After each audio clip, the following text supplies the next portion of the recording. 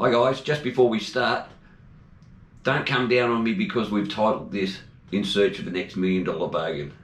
Okay? No one's here to replace Danny. Danny's a great bloke and he's certainly one off.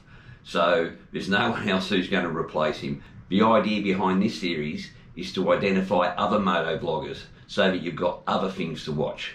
So settle in and enjoy the rest of the show.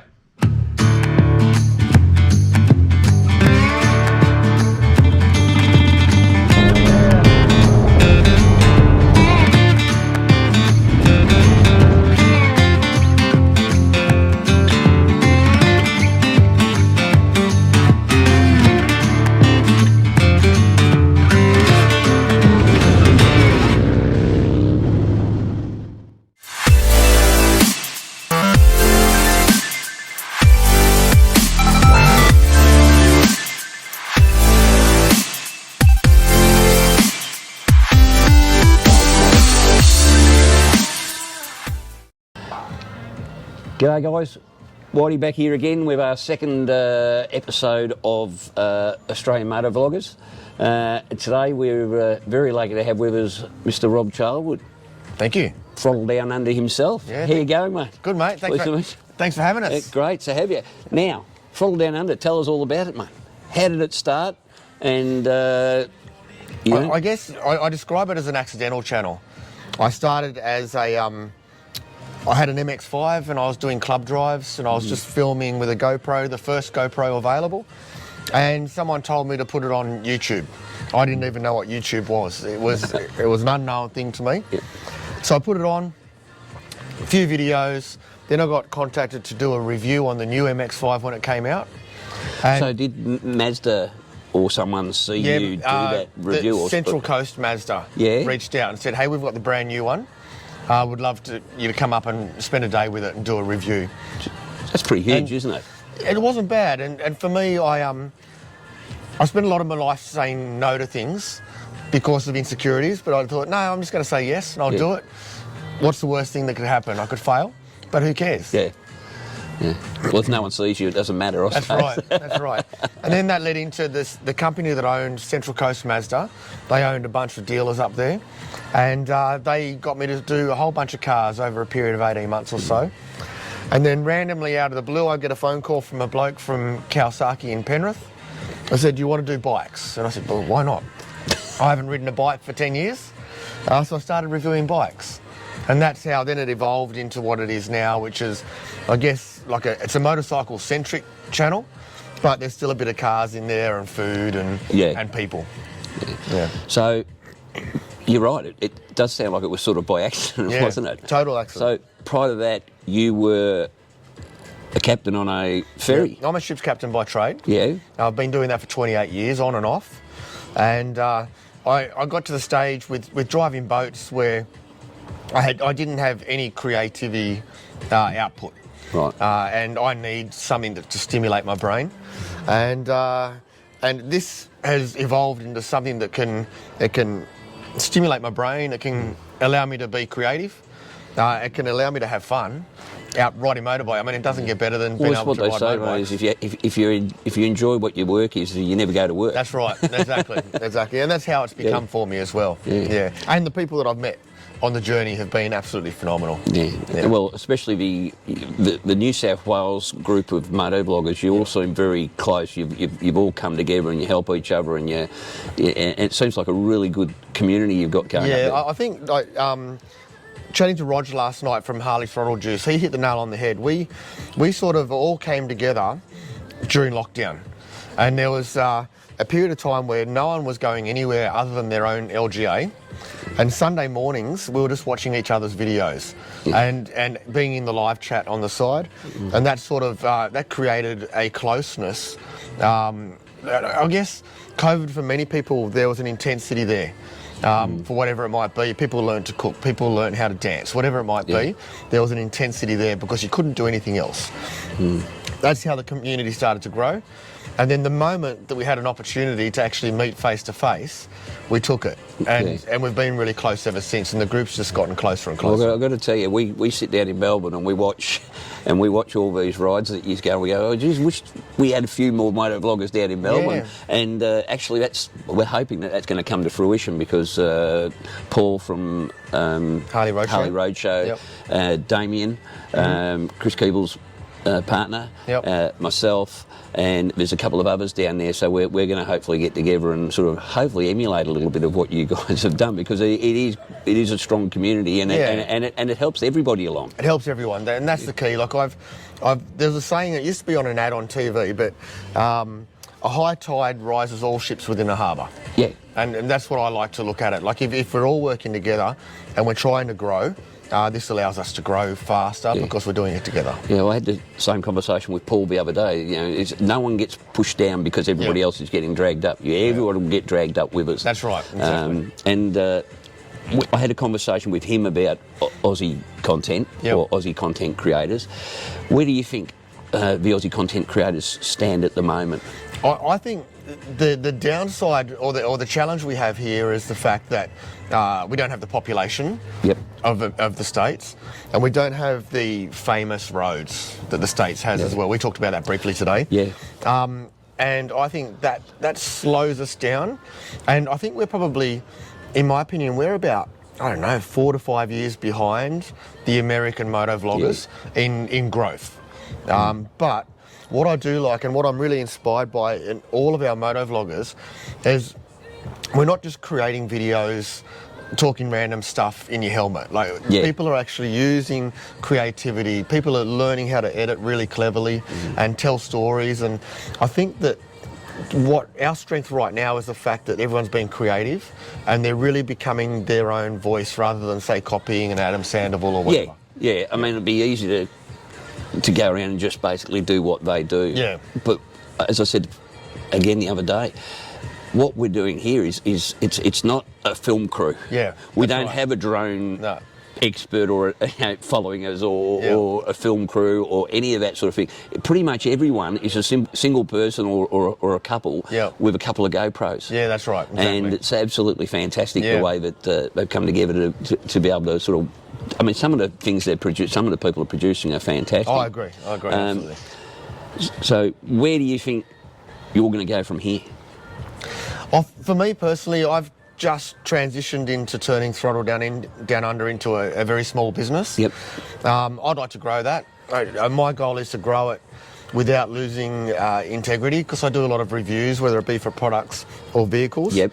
And I just want to make sure that whatever sponsors that I bring on board are suitable, where I can still offer an unbiased opinion on everything that I talk about. Yeah. I don't want to be pushed one way or another by the dollars. We can only lose credibility once, can't That's you? right. Yeah, exactly right. And I don't want to go down that track. Yeah. But the other thing that my personal goal, and I haven't really mentioned this to anyone, is while I'm on this journey of trying to accumulate sponsors and turn it into a potential business, I want to be able to share that with the smaller groups coming up. I guess like leading the charge and taking the hits to start with. Yep. And I learn from my mistakes.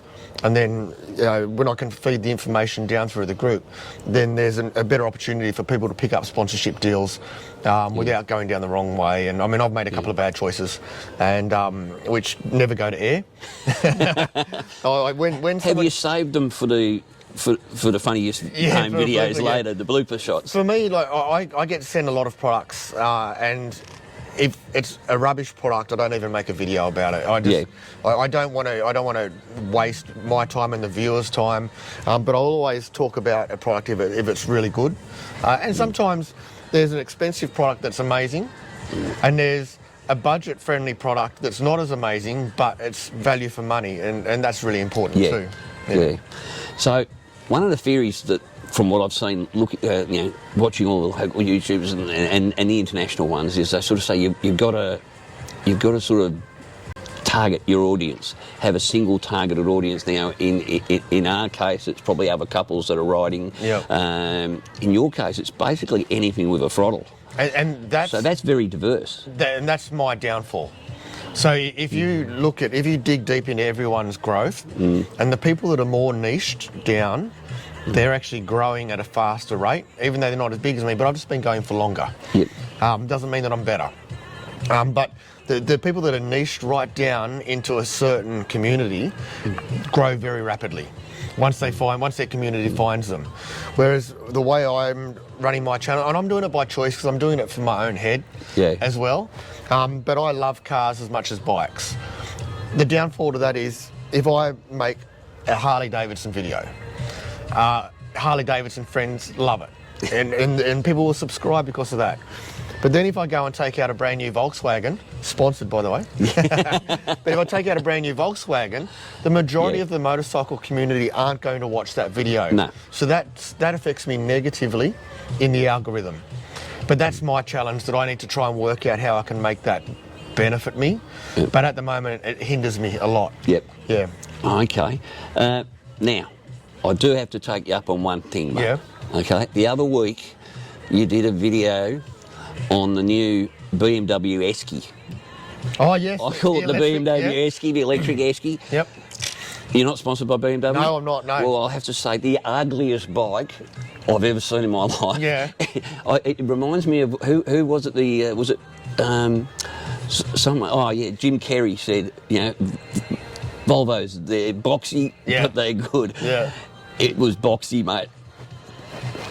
The thought of electric to me goes against my grain because I love the internal combustion engine. I love the sound of a big Harley or a big Ducati or something like that. The electric just doesn't do it. Where do you see electric motorcycles going? Well, firstly, I'm a dinosaur. Yeah.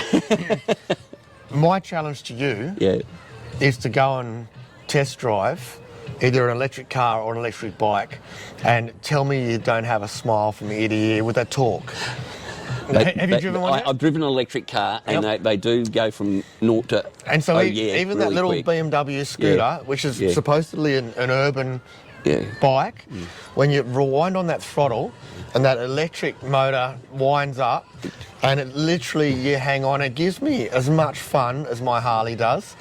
Admittedly, it doesn't have the character. No. And from a looks point of view, I know what you're saying. But in saying that, I think that it's hitting a particular market and it's hitting the market well. Yeah. And I think with electric vehicles, they're not going to become real mainstream. A, until the price drops, that's obvious, but B, until they can get the batteries to take you further. Because you imagine, coming home from work, 5 o'clock at night, and there's 30 people waiting at the at the electric thing, and you've all got to sit there for an hour and a half or however long. Well, that's been happening in the States with Teslas. Yeah. There's a big lineup for Teslas trying to get chargers. Yeah, I couldn't do it personally, but it'll be, I think they charge a lot faster now than they did 5 years ago, and in 10 years from now, it could be a totally different world. So there's been a law change in Europe recently, and I'm not really right up on it. But if you go to the Burgers, Bikes and Beers YouTube channel, he did a story on it recently, where a lot of the European car and motorcycle companies are actually ceasing combustion engines as of next year. As fast as next year. You're breaking my heart. I know, but this is how fast it's changing. So just like when we had COVID and businesses learnt to operate from home instead of from an office, the fact that these restrictions are going to happen, I think it's going to increase the usable function on electric cars very fast because we have to. Yeah. We won't have a choice. I think it's the way... there's no doubt that's the way everything is going. Yep. And there's no doubt 10 years from now or even 5 years from now, it's going to be a different world to what we're living in at the moment. Yep. But I just hope, we can still look back at a nice 1942 WLA or something like that. And I just love, personally, I love old bikes. Funny you said that because that was my dad's bike when he was young. Yeah? I never saw it, but my dream is to get one of those. I don't even care if it doesn't run. If it sits in my lounge room and I just polish it up, oh man, that's my absolute goal. My dad's favourite bike, he said, and he never was able to afford one himself, was a Brough Superior, the Rolls Royce of motorcycles. So I'm in the same boat. I would kill for one of those. And I've actually been in a ride in a sidecar attached to a Brough Superior because a doctor he worked with owned one. Yep. And it was a treat. Yeah, it was absolutely. a treat because I mean I don't know about you, but the stories my dad used to tell me about motorcycling is what probably got me into motorcycling in the first I'm the place. same, absolutely. You know, Yeah. and those memories you have, and the bikes that my dad had bikes, you know, everything from Beezers to aerial square fours to the whole lot. So Yeah, same. to me, when I go to a motorcycle show or something, Yep. I look back and I can see, you know, the history of my dad. Yeah, I know. And I love that thing. Yeah, absolutely. So that's fantastic. Who's your favourite YouTuber? Oh, no, I've never even thought about that. I probably have to segment it. So here's the thing. I don't watch a lot of motorcycle content on YouTube. Yep. I watch all of our community here in Australia. Yep. I watch Adam Sandoval in the States. Yep. I don't watch many other Americans. Full Throttle Hog. Oh, he's a top great. fella. Yeah. I've been on Ryan's show, and I look forward to sharing a beer with that man. He's a great guy. Well, his Sturgis Doesn't Care video is as good a YouTube video as I've ever seen. Yeah, absolutely. In fact, last night we watched his latest one, Miles of Smiles. So he sent me that to critique before it went live, and so it was amazing. Both of them are fantastic. But that Sturgis, I mean, we went to Sturgis in 2018. We're going again next year, and that video I've sent to the friends that are coming with us because to me that just epitomises Sturgis. Yeah, that's awesome. It is, and that was a wild storm he was caught in under that bridge. Oh yes, the one under the bridge. That was insane, wasn't it? Absolutely. Oh, but he kept riding. Yeah, he got there. Yeah, I reckon I would have pulled the pin, just quietly. Fantastic. Yeah. All right. So that's the motorcycle, the Americans. Yeah. In the UK, I absolutely love Dad and Mad. I don't know if you've seen them at all. No. It's a father and daughter. Yep. And little Mad's she loves getting on the camera and doing her own interviews now. She's growing up. Yeah. And they're absolutely amazing. Dad and Mad, I'll have to look them up. Yeah, look them up. They're great people. And in New Zealand, there's the two Kiwi riders, Bruce and Rel. They're awesome too. Yeah. But in the YouTube world, I'm really into the van life community. I love watching people that convert a van into a home, and they travel around the world in it. That lifestyle just fascinates me. I could never do it because of my life, but it's sort of one of those dreams that I would absolutely love to do that. Yeah. Sounds cool. All right. Nearly finished here, my friend. Okay. There's lots of, as you say, Australian YouTubers, but there's a lot of newbies like us. Now, we've only been at this, 5 weeks? I think we've only got 6 videos out. Yeah. So we're trying to learn as much as we can. What would be the one bit of advice you'd give to new YouTubers? Can I offer a few? Yeah, go for it. So More than the first one is be patient and don't expect too much. Right. You will go through stages where you'll have a rapid growth, and then you'll think that rapid growth will continue, but it doesn't. And then there's disappointment, and for me it's just making sure that every video you put out, you improve by 1%. That's the way I look at it. Yeah. You know, you go back and analyse your video and think, how can I make this just that little bit better? Do I need to tell a story better? Do I need to get some better photography? Whatever it might be, just try and improve that one by one and just be patient and surround yourself with the right people, which you're already doing. Yeah. Mate, absolutely fantastic. Appreciate your time tonight. My pleasure, mate. All Absolutely, yeah. Thanks for Let's go and have a popping drink. over. Let's go and have a drink. Sounds good. Thank you. See And ya. thanks to Lisa Thanks for the camera lady. being our camera lady. See ya. Cheers.